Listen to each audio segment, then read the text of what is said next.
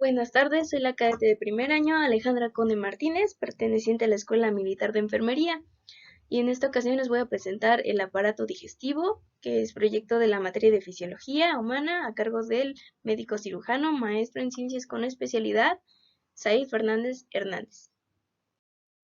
Ahora, ¿qué podemos encontrar en el aparato digestivo?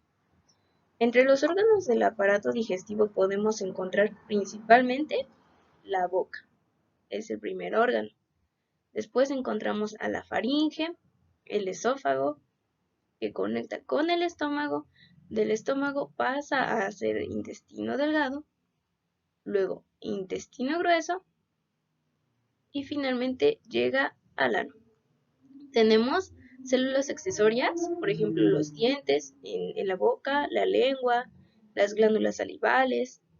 En la parte torácica tenemos al hígado, tenemos al páncreas y tenemos a la vesícula biliar.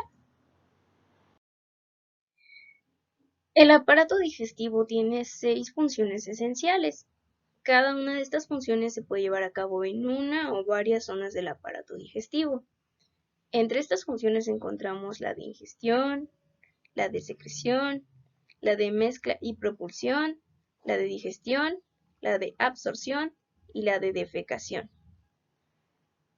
La primera función, la de ingestión, se refiere a la introducción de alimentos ya sea sólidos o ya sea líquidos. La segunda, la secreción, se refiere a esa liberación de sustancias que se dan alrededor de todo el organismo. Específicamente, y en este tema hablamos de el aparato digestivo. Por ejemplo, una liberación que se puede dar de sustancias puede ser en el intestino delgado o en el intestino grueso. Después tenemos la función de mezcla y propulsión. La función de mezcla y propulsión no es más que el movimiento, por ejemplo, de la peristalsis. La peristalsis es el movimiento de relajación y contracción de los músculos, tanto circulares como longitudinales de un tubo digestivo, en este caso. Estas contracciones hacen que ya sea el contenido, puede ser el bol, o puede ser el quimo, puede ser el kilo alimenticio, se mueva. Y esa es la función que refiere a la mezcla y propulsión. Luego tenemos a la digestión, que tiene que ver con la degradación de comida y se da en forma mecánica o química. Más tarde vamos a ver que la forma mecánica tiene que ver con la masticación, con la trituración de alimentos y con los movimientos que ya vimos, que es la peristalsis, al contrario de la química, que tiene que ver más con las enzimas. Después tenemos la absorción, por ejemplo, de nutrientes. Estos nutrientes pasan a la sangre y en una menor medida a la linfa. Y finalmente tenemos la defecación, que tiene que ver con el hecho de liberar las heces del organismo. La digestión mecánica se lleva principalmente en la boca. Es hasta cierto punto de manera voluntaria, porque nosotros decidimos cuándo masticar o cuándo no, cuándo tragar o cuándo pasarnos algún alimento, por ejemplo. La boca está formada por mejillas, el paladar blando, el paladar duro y la lengua. Es muy importante recordar que las glándulas salivales, la lengua y los dientes son órganos accesorios. El primer órgano accesorio que vamos a ver es la lengua. La lengua está formada por músculo estriado, es decir, es un músculo que nosotros podemos mover a voluntad. La lengua es un órgano que tiene papilas gustativas, y como podemos ver en esta imagen, podemos distinguir en la punta lo dulce, a los costados lo agrio, al fondo lo amargo, y en el centro algo que conocemos como umami, o que es un sabor que describimos como exquisito, que no podemos decir que tiene un nombre en específico. La lengua nos ayuda a acomodar todo lo que es el bolo alimenticio, a realizar movimientos para irlo combinando con la saliva, por ejemplo. Tenemos en la lengua músculos intrínsecos y extrínsecos que nos ayudan tanto a cambiar la forma de nuestra lengua en forma longitudinal como a lo ancho.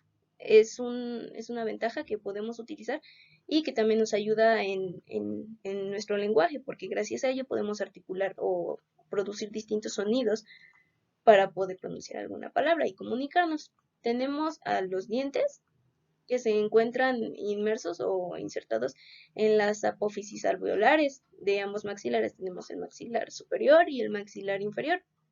Podemos distinguir a una corona, un cuello y una raíz. En los niños tenemos 20 piezas dentarias o vestigiales, y en los adultos podemos distinguir 32 piezas dentarias.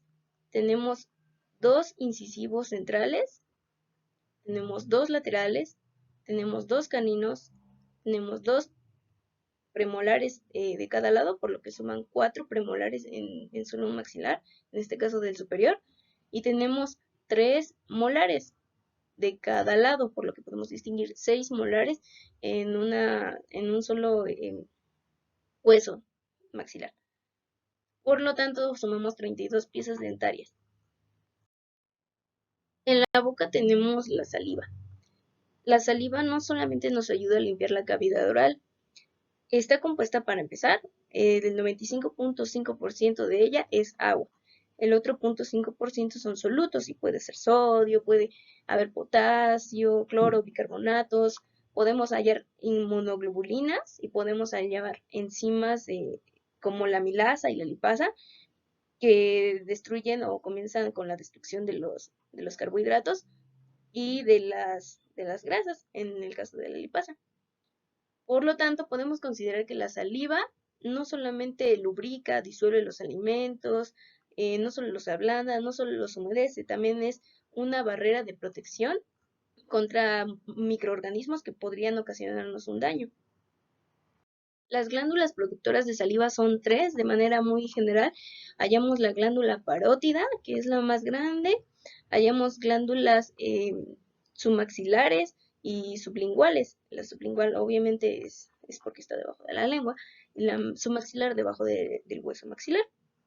Tenemos músculos que nos ayudan a masticar, por ejemplo el músculo temporal que se encuentra en esa parte. Tenemos el macetero, y este, que puede distinguirse de manera cortada, es el bucinador. Antes de comenzar a ver todo lo que tiene que ver con los tubos o las cavidades digestivas, vamos a ver las túnicas de los tubos digestivos.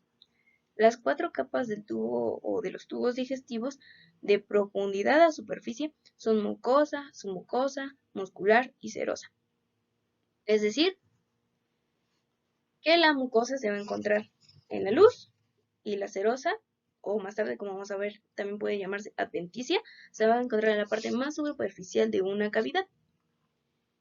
Continuábamos diciendo que el bolo alimenticio que está en la cavidad oral va a pasar por la orofaringe, que es la segunda región de la faringe, luego con la laringofaringe, y posterior a esto se va a conectar a la laringe. En la laringe va a haber una estructura llamada glotis o epiglotis, que se va a cerrar para que ese bolo alimenticio no entre a la región aérea o a las vías aéreas. De otra forma, pues entonces sufriríamos una asfixia. Es por eso que esta estructura se cierra y permite que ese bolo alimenticio pase de manera continua al esófago. En esta imagen podemos observar cómo están conformados los tubos digestivos. Habíamos mencionado que los tubos digestivos son cavidades que tienen una luz. Como el ejemplo del tubo, la luz sería el centro. La luz, vaya, es por donde podemos encontrar una salida o donde desemboca toda la mucosa. Podemos observar, y algo que llama mucho mi atención, es que encontramos 2 capas musculares, una es longitudinal y la otra es circular. La circular es interna y la longitudinal es externa. Como veremos más tarde o podemos mencionar, gracias a que existen estos 2 tipos o direcciones musculares es que podemos realizar una peristalsis, que no es más que el movimiento que realiza un tubo digestivo o las contracciones que sufren estos músculos con el fin de movilizar ya sea el bolo alimenticio, ya sea el quilo o ya sea el quimo. El esófago es un tubo de 25 centímetros de longitud aproximadamente. está situado por detrás de la tráquea. El esófago pasa a través del diafragma por un orificio denominado hiato esofágico. Después del hiato esofágico tenemos a nivel de la L11 la unión esófago-gástrica, que no es más que la unión del esófago con el estómago. El esófago secreta moco y transporta los alimentos hacia el estómago. Más tarde vamos a ver la histología y la razón del por qué el esófago secreta moco. Aquí podemos ver un corte histológico del tejido que se encuentra en la pared del esófago. Ya habíamos mencionado que la luz del esófago está directamente a la par con la mucosa. La luz del esófago no es más que un espacio vacío, que es lo que denominamos luz.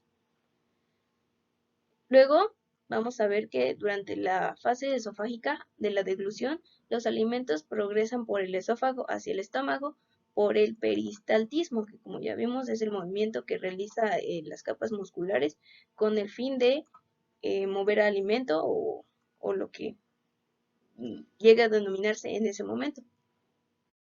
Aquí podemos ver nuevamente cómo los músculos se relajan y se contraen.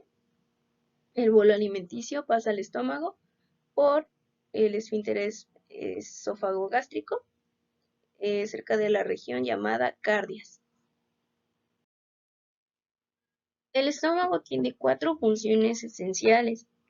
La primera tiene que ver con mezclar, la segunda con funcionar como un reservorio, la tercera con segregar jugo gástrico y la cuarta que tiene que ver con segregar gastrina.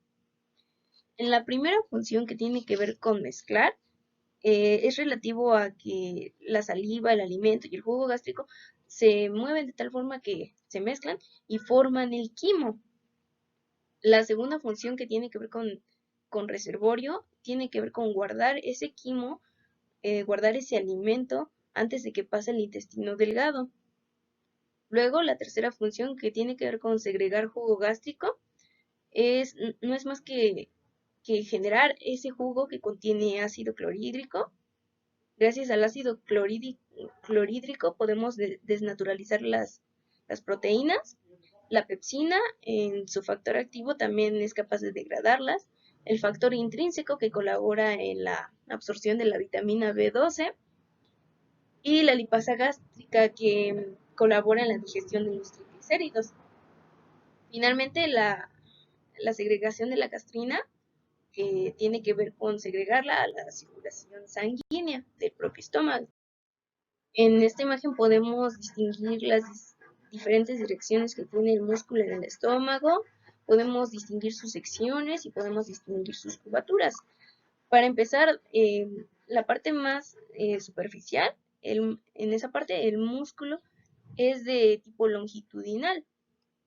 En la segunda capa es de tipo circular y la tercera capa es de tipo oblicuo. Es decir, el músculo tiene las 3 distintas direcciones en este órgano. También podemos localizar las secciones del estómago, la parte donde se encuentra la unión esófago-gástrica se llama cardias, proximal está el fundus, luego encontramos todo lo que es el cuerpo, que como podemos verlo en esta imagen, abarca la mayoría del estómago.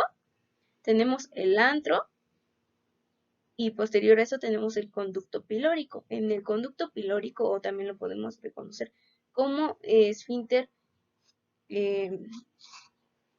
pilórico, vaya, podemos encontrar distintas cantidades de gastrina a comparación de todo el estómago. Tenemos una curvatura menor y una curvatura mayor.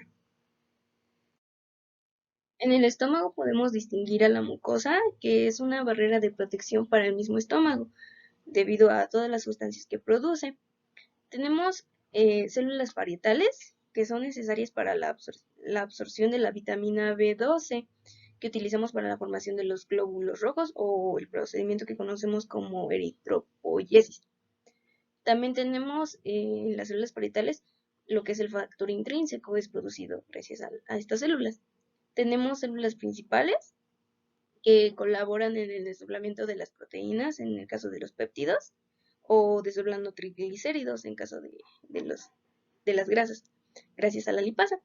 Y finalmente tenemos las células G, que secretan gastrina, que estimulan la secreción del mismo ácido clorhídrico y aumenta el movimiento del estómago. Es decir, gracias a la gastrina podremos regular qué tanto movimiento realizamos para comenzar a digerir ese quimo, o para prepararlo para el paso hacia el intestino delgado. También es importante mencionar que la gastrina ayuda a relajar el esfínter pilórico, que es la parte más eh, distal del estómago. Podemos distinguir en esta imagen que el estómago tiene pliegues, amplios pliegues.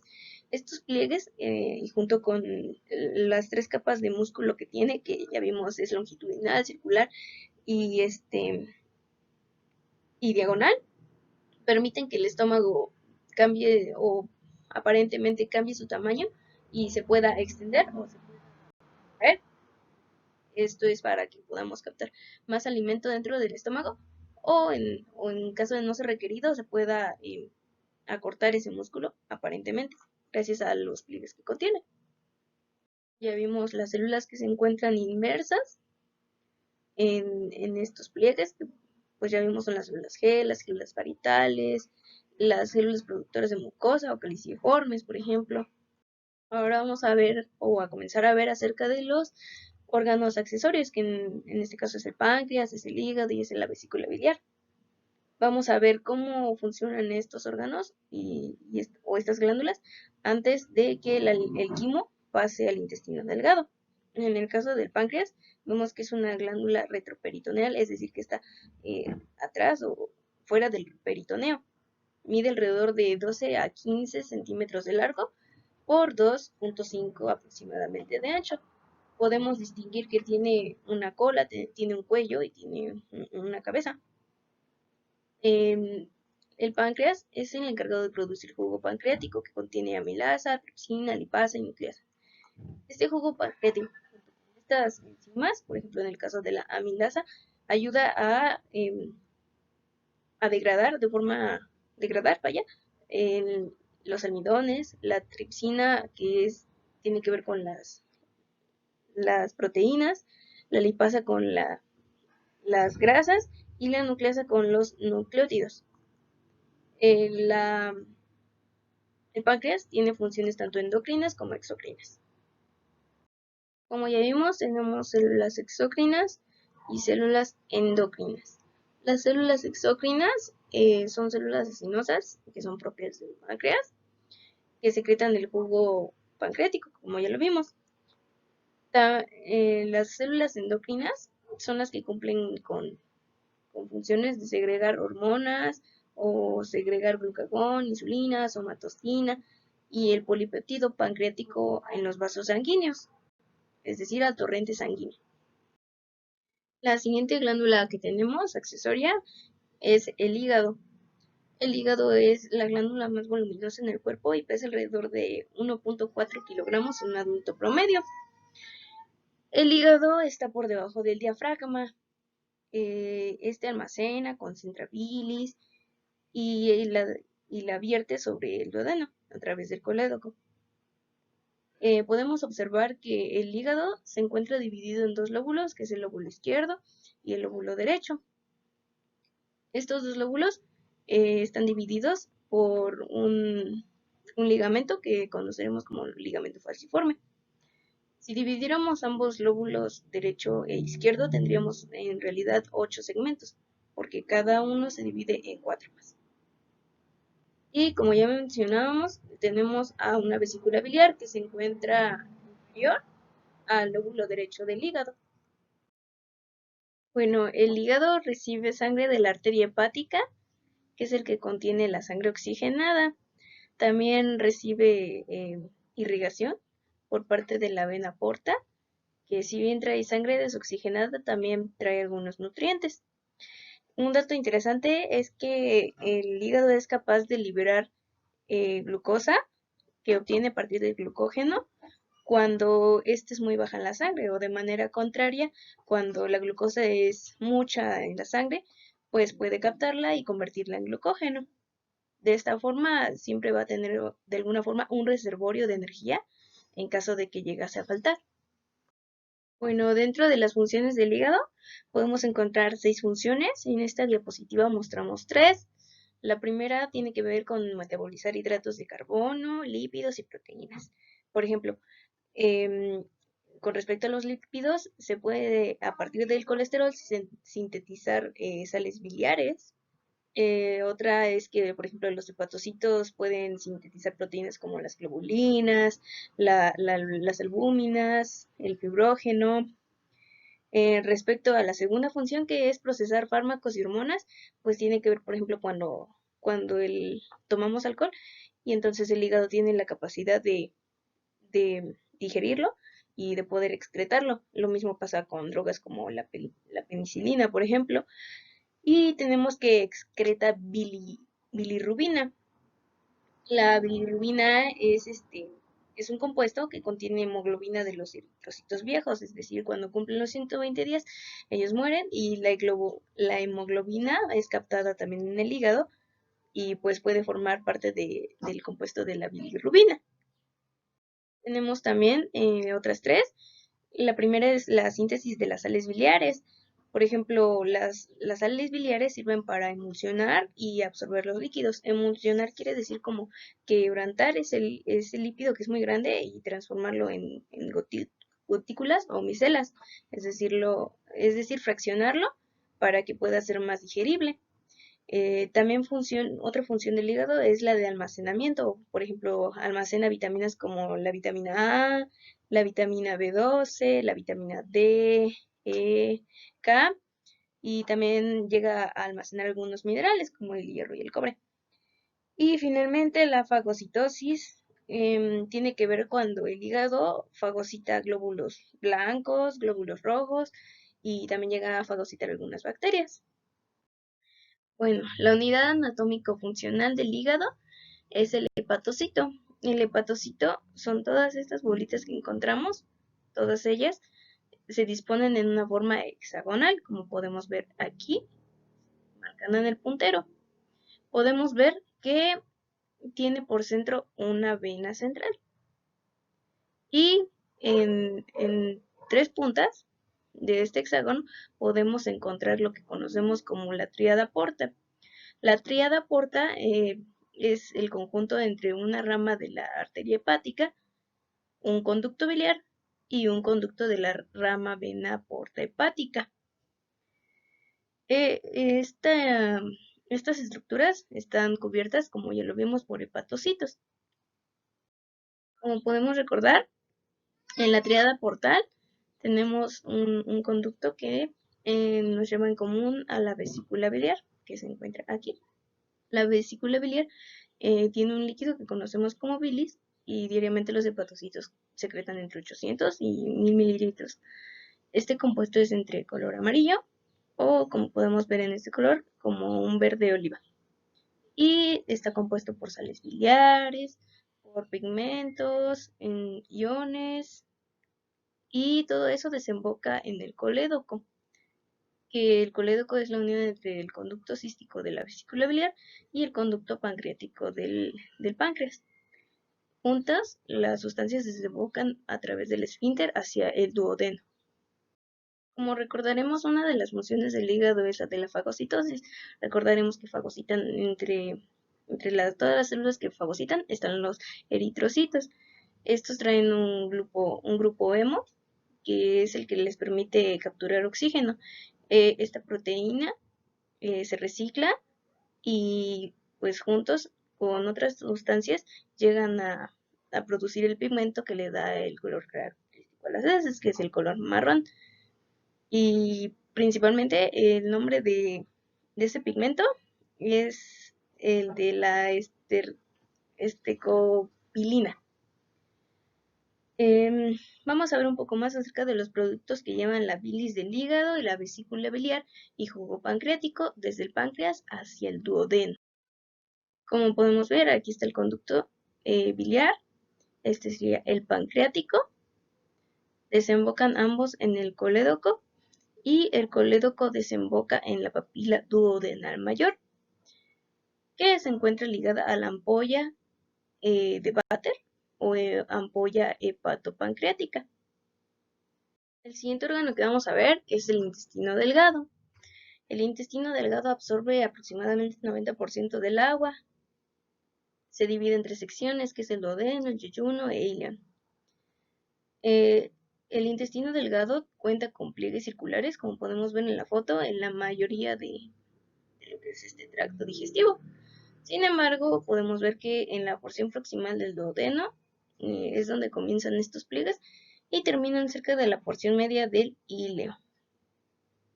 Entonces, realmente no todo el intestino delgado cuenta con estos pliegues circulares.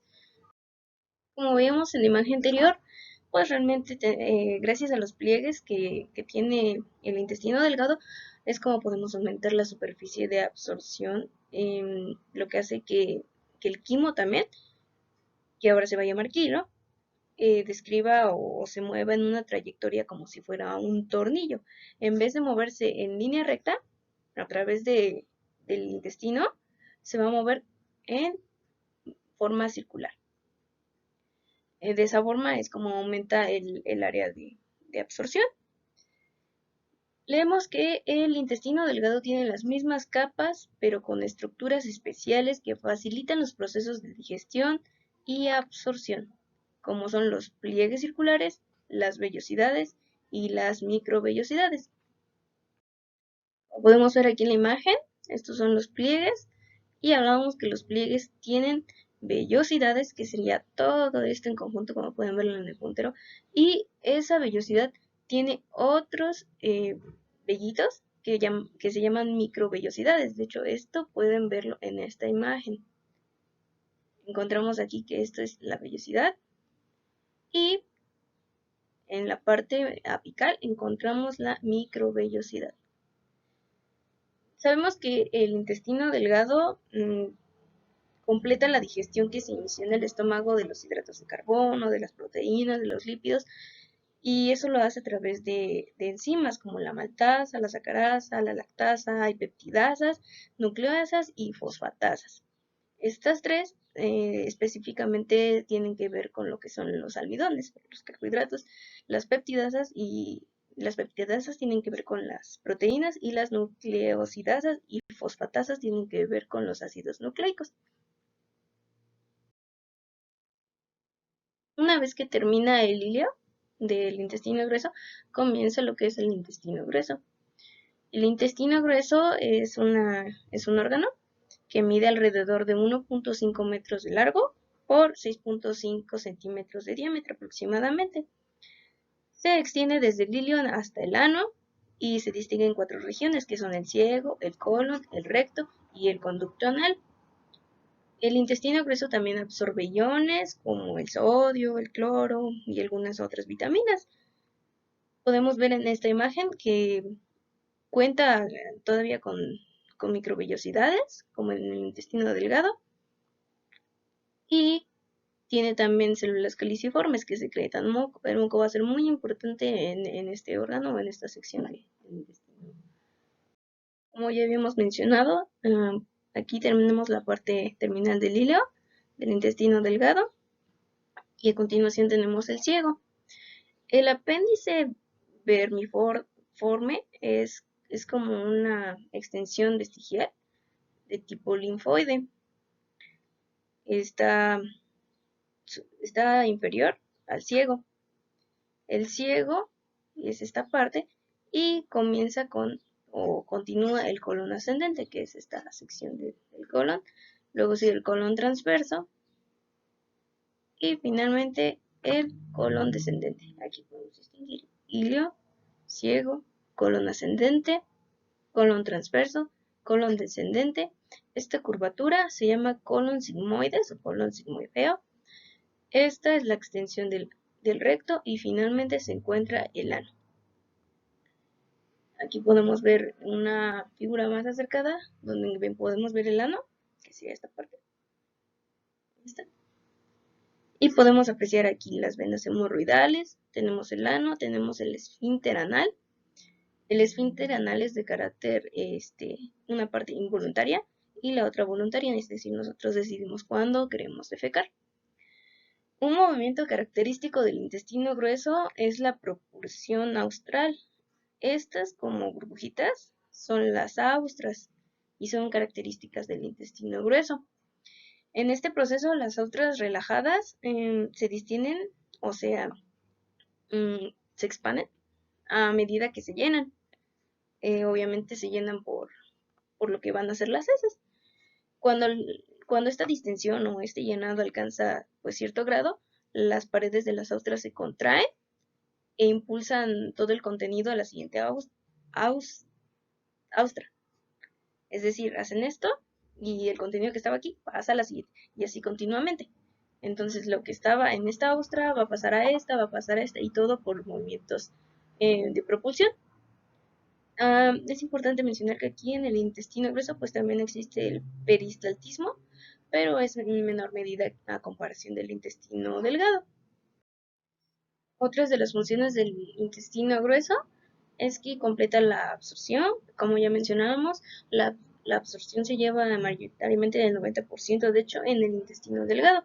El otro 10% se lleva en el intestino grueso. Produce ciertas vitaminas que pueden ser, por ejemplo, la vitamina B, la vitamina K. Forma las heces y las expulsa estas hacia el exterior del cuerpo.